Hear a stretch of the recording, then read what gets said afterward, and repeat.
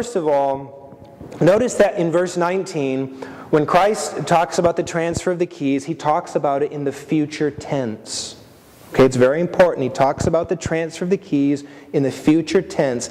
I will give you the keys of the kingdom of heaven. He's not saying, I here give you the keys of the kingdom, speaking directly only to Peter, handing them to Peter as it were. He's not saying, I have now given you the keys. He's saying, I will give you the keys of the kingdom.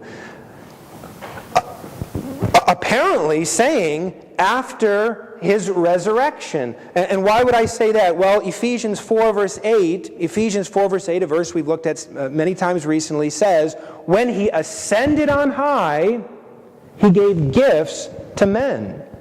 When he ascended on high, he gave gifts to men. Now, we've used that verse in conjunction with the gifts of the Spirit, but we believe that those gifts essentially began to be effused at Pentecost. Right? After Christ ascended, he gave gifts to men. He poured out his Spirit upon men. And where did that outpouring begin? With Peter only? No, with the apostles, right? With the apostles. They began, you remember, as Acts 2 says, they began to speak with the Spirit-backed authority of God on the day of Pentecost. Remember that the Holy Spirit visibly descended on them as to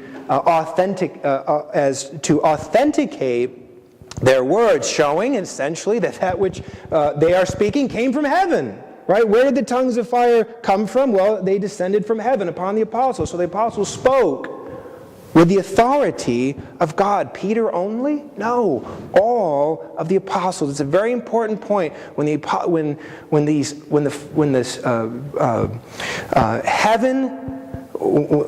heaven-backed words began to be spoken by the leaders of the church. It was all of them, not Peter only.